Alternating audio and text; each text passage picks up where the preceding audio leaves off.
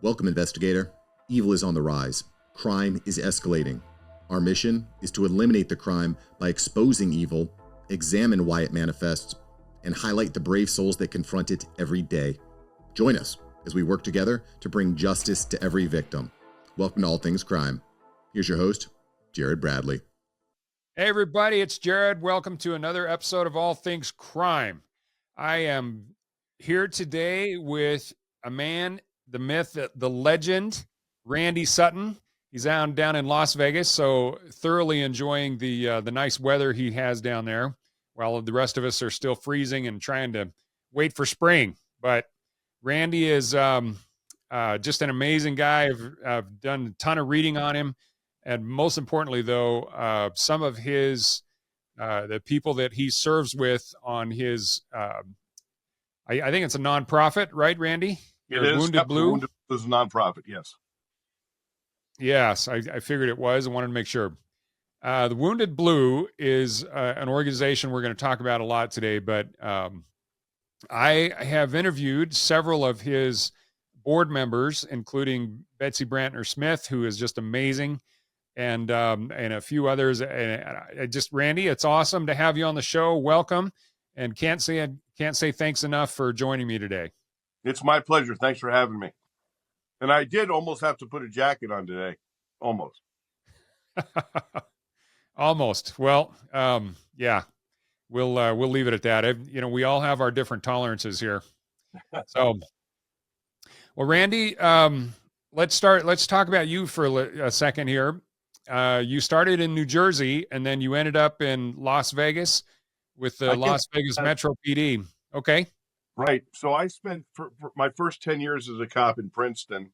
It was my hometown, and I always knew that I was going to be a police officer, and I was very fortunate that I got hired at a very young age. I was hired at 19 years old, and it was interesting because they had just changed the age of majority from 21 to 18. So you could drink and you could vote and you could be a cop. But what you couldn't do is you couldn't buy ammunition because you had to be 21. So I'm getting ready to go into the New Jersey State Police Academy, a very tough academy. And I had to have my mom go buy my bullets for me.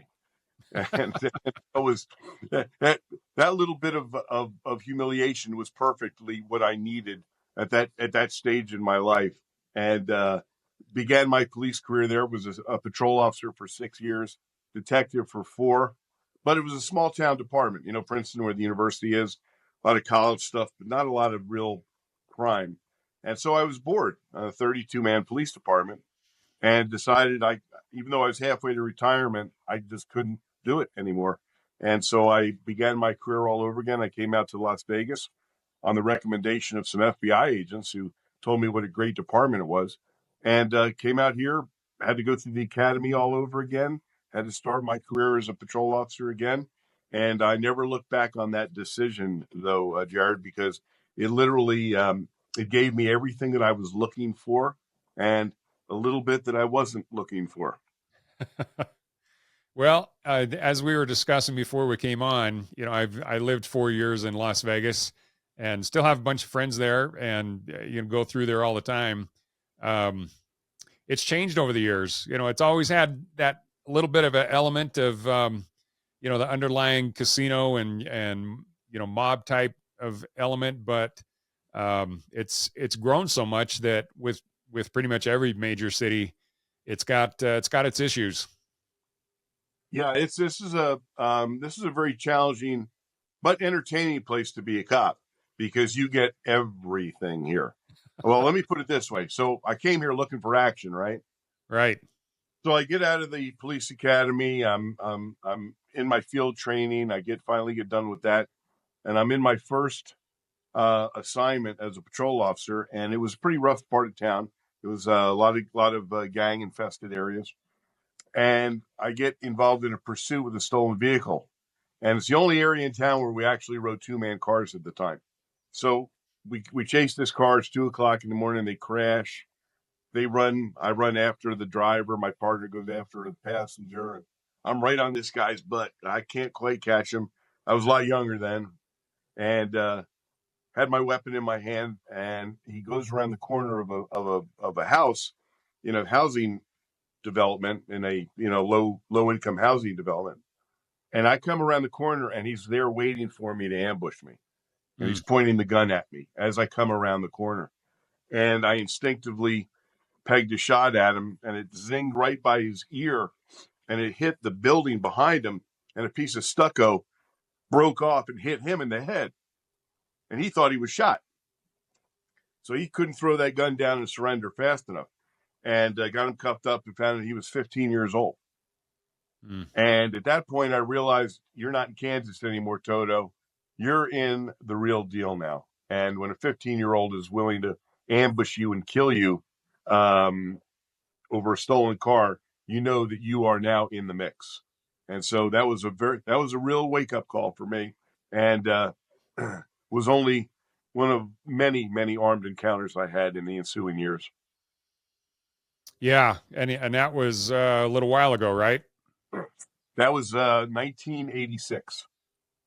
Yeah, okay. Yeah, things have changed since 1986. It's crazy. I was there in the early 2000s, and even then it was the whole bowl was almost completely built out. And every time I go back down there now, especially for like, Chia and different conferences, it's like it's hard to recognize. So yeah, I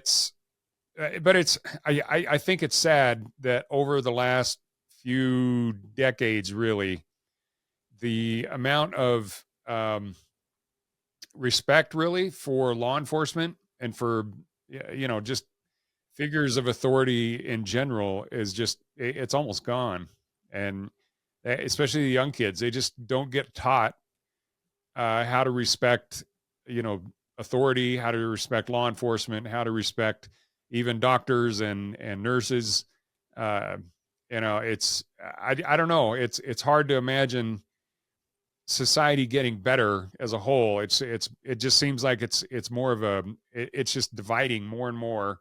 And that's not necessarily on ideological grounds, but more just on the people that are willing to, follow the rule of law and the people that aren't. And I just don't know that, we can coincide too much longer. Well, one thing for sure, the world of law enforcement has changed so radically during my tenure as a police officer. And even though I don't actively serve as a cop anymore, I'm still very much in the mix. I mean, I deal in law enforcement as a trainer, as a mentor, as a commentator on all kinds of news outlets. I have a book that's coming out in about a month called Rescuing 911, The Fight for America's Safety, that talks about just this very topic. And I can pinpoint it. I can tell you right where the anti-law enforcement changes began. It was under the Obama administration.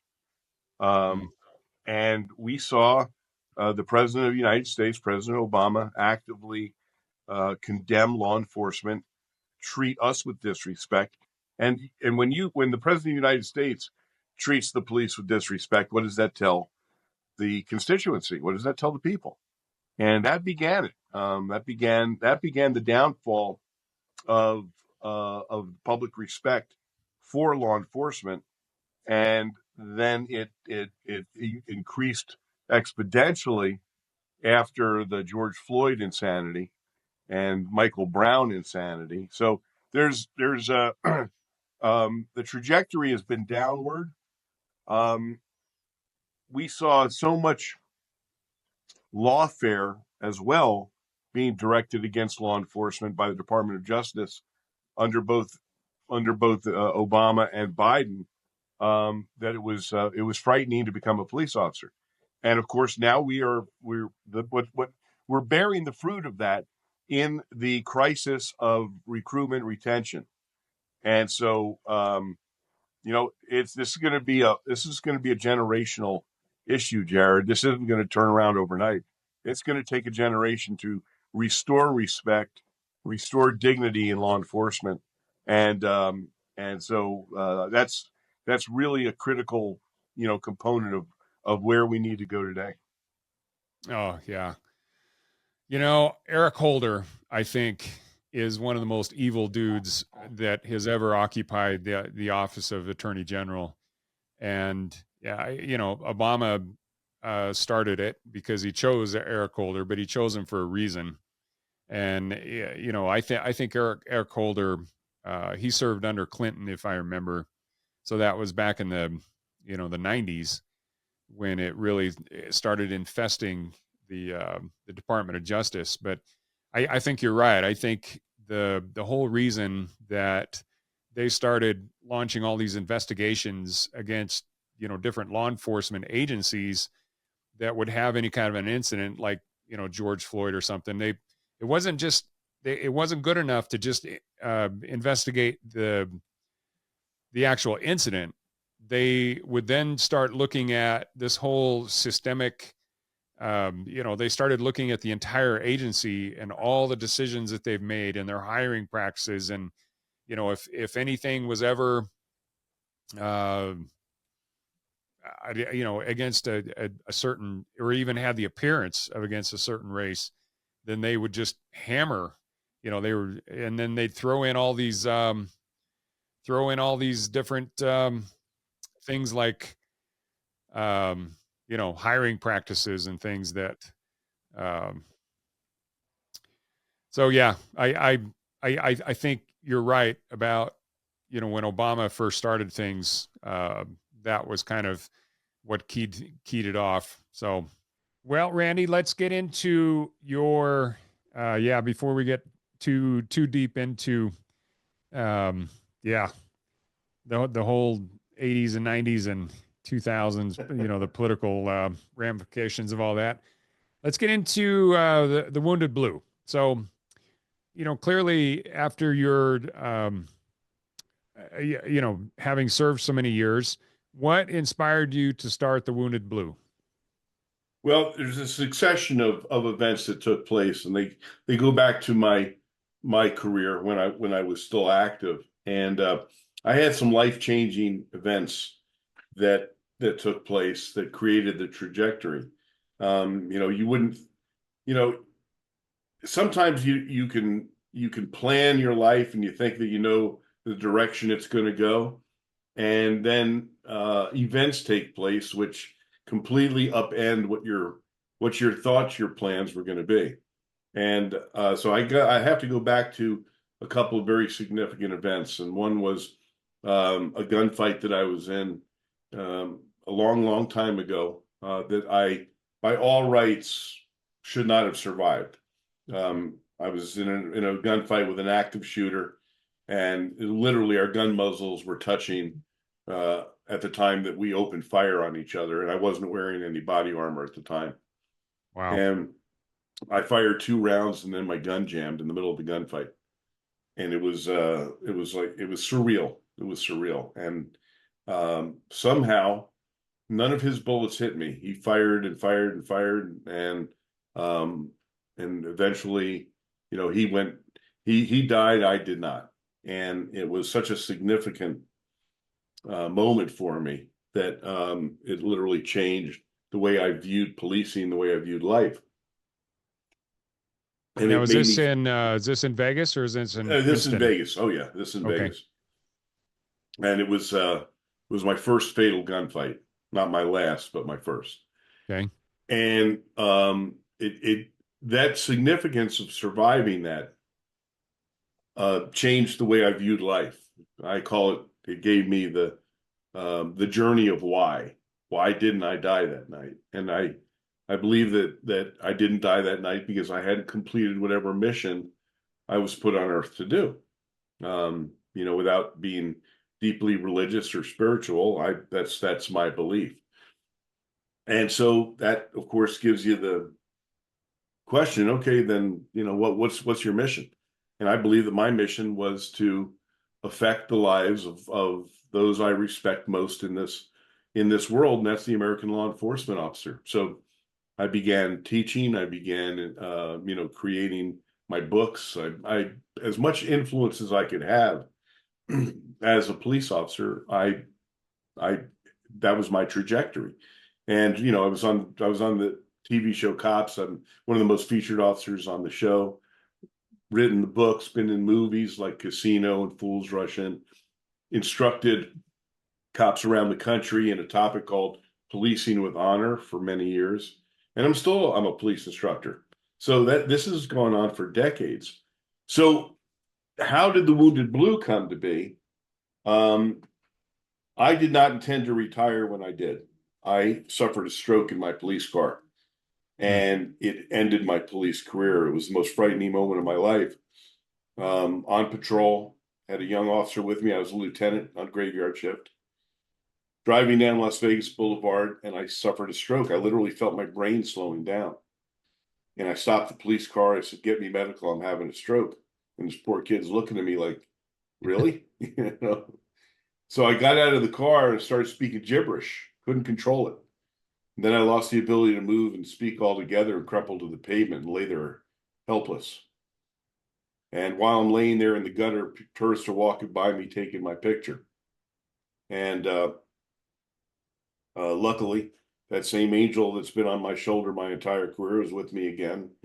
The clot went through my brain, did some damage, but certainly could have been a whole lot worse. Could have killed me, could have, completely paralyzed me. It didn't. And so, but it ended my police career. And 3 weeks before that, my mother died in my arms. 2 months before that, I was in another fatal gunfight. And there was a lot going on. But they discovered that I had a severe heart condition, which is what led to my stroke. So suddenly I find myself without my job, without my family. It was a very difficult time. And then what happened next was debilitating. That is that my own department turned its back on me and said, "We're not paying your medical bills. We're not giving you your benefits." And I was, "Wait a minute, you have to, it's the law." And they said, "Well, make us." Had to get a lawyer, had to fight him for over a year. They lost every single hearing, and yet they continued to spend thousands of taxpayers' dollars fighting me, knowing that legally they had to pay my medical bills. They had to give me my benefits. So I'm trying to figure out why are they doing this? I even went to go see the sheriff who I worked with for 24 years. And I said, "How do you treat me like this?" And he said, "Randy, this isn't personal. It's just business." Just very personal to you. Well, I came to find out he was telling me the truth. It wasn't personal. See, they knew they had to pay me. They knew they had to pay the medical bills legally. But they also knew that the appeals process is rigged in their favor. Yeah. And it would take well over a year to go through the process. So they were hoping I would die in the meantime. And that's a bitter pill to swallow, especially when, you spend your whole adult life as a cop, almost on more than one occasion, at death's door, literally. So yeah. It was a very debilitating time. I won. They paid my medical bills. They did what they had to do by law. But it was a very dark time for me. I felt completely isolated. I felt completely alone. Nobody was helping me. And I had nobody to turn to. So then, in the way that the world works, cops started reaching out to me from this. Facebook was starting to become a big thing. And Randy, I know you don't know me, but I've seen you and read your books, etc. But I've been shot in the line of duty, and my chief never even visited me in the hospital. They're not paying my medical bills. Randy, I was paralyzed, and my patrol car was hit by a drunk driver. They've thrown me away from all over the country. And every one of them said the same thing. I feel abandoned. I feel alone. And I realized that this is a national issue. And there was no national resource. We just needed to know that we weren't alone. And so I created the Wounded Blue because of that. And our motto is never forgotten, never alone. And we've helped thousands of police officers across this country. My entire team is made up of cops who've been shot, stabbed, beaten, run over, screwed up and screwed over. And we provide peer support. We help people get into treatment for addiction, because that's a big, big deal. Post-traumatic stress we deal with all the time. We have an incredible conference once a year called the National Law Enforcement Survival Summit, which will be in September. Life-changing stuff, life-affirming. I've had cops stand up at this conference say, if it weren't for this conference, I was going to kill myself. Wow. We saved 2 lives this week from suicide. So what we do is very, very powerful. And it's I believe it was the mission that I was put here to create. Well, I almost get chills just when you're telling that story because you know, I'm not law enforcement, but I'm military, and you know, there's just millions of stories of guys that have been in the military that I think parallels a lot of the stories that Yes. happen in law enforcement. 100%. And it's you know, the feeling of abandonment. And in fact, I just saw a video, you know, before we came on of a guy that was got pulled over, and a cop walks up to the passenger's side of his truck, and he's talking to him, and he says, you know, hey, because he was on the phone and he's crying. He's on, I'm on the suicide line with the, you know, the VA. And, you know, the cop said, hey, you know, immediately started talking to him. And I just think that there's a unspoken camaraderie there, that, and an understanding that cops and military have, both serve the country, serve the population, and yet are very underappreciated. And Yeah. so, You're 100% right. absolutely fantastic that that you're starting this. So, or that you started it. Thanks for joining us. Your attention today brings us one step closer to exposing and eliminating the evil that brings crime to our communities. Hit subscribe and share this episode. Together, we will bring justice to every victim.